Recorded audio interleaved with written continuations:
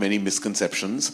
When I was a filmmaker, there was always a certain cinema attached to me, which is, grand and glorious and, NRI friendly is what I got a lot.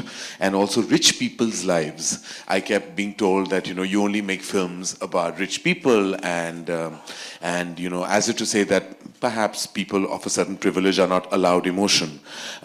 Which is fine. I dealt with all of that, and I dealt with it and took it in my stride, because to me, Indian cinema, Hindi cinema was everything. I always grew up on big songs and dances and, big scale entertainment. In fact, ironically, I'm standing in what Shami described as a temple, and to me this is, because it was helmed by my favorite filmmaker, Mr. Yash Chopra, a true visionary, and the reason why I'm a filmmaker. I was just a me too of him in my head and heart, and all I ever wanted to do was emulate his vision. And then there was a point in my time where I realized that just making movies for just the purpose of entertainment is not eventually the endeavor of a filmmaker. It's to make a point. It was at a dinner that I had in New York with some of my old friends, and some of them I was horrified at had a totally misconception, or rather a lack of understanding of an entire religion, and had very adverse points of view. That's where the journey of My Name is Khan began, along with, I think, one of our strongest writers in the business, Shibani Batija, who introduced then to me the entire phenomena, I call it, of autism, and took me into that zone. That's when I realized statistics. That's when I realized about Asperger's syndrome, which is a strain of autism, and everything that surrounds what we call special need. And it drew me towards those children, to those human beings, to what we use words like disorder or physical handicap, and colloquially, very stupid and ignorant people even use the word pagal. Now, there can be nobody more pagal or abnormal than all of us sitting in a room here today who don't have, those issues. We're all flawed people because we do not have in abundance what we should, is an ability to understand, an ability to be compassionate, an ability to be kind. These are very simple prerequisites of humanity, but we somehow lack in them.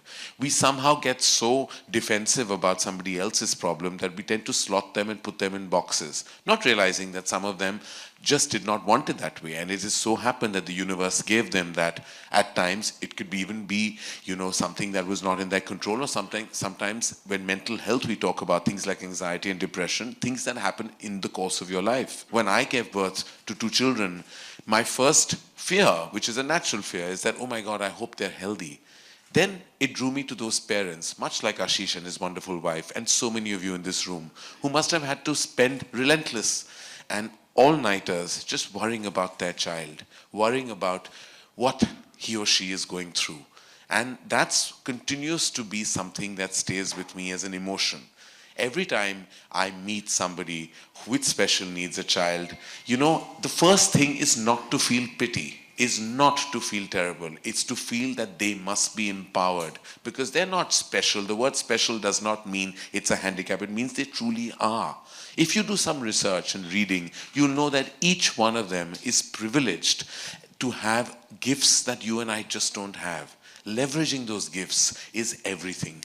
It's all about humanity, is to leverage some of the have-nots and not just fester on them, just to leverage them. Music is such a tremendous binding force, and I wish I had the large-heartedness of Ashish and his entire team and all of you sitting here to spend relentless hours to just make sure that you leverage these wonderful gifts that children have, and even some of them who are older. And I think music is such a tremendous, like I said, a binding force. It brings you together. It kind of unites you in a way that no other force does. We're all privileged to be able to listen to, absorb, and emulate music. And music and this entire Six-Pack Band 2.0 is not just a phenomena. It is the future.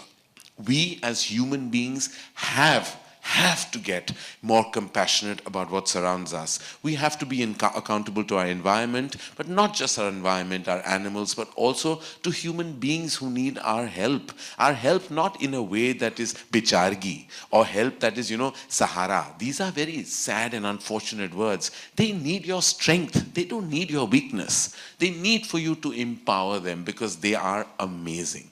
Each and every one of them.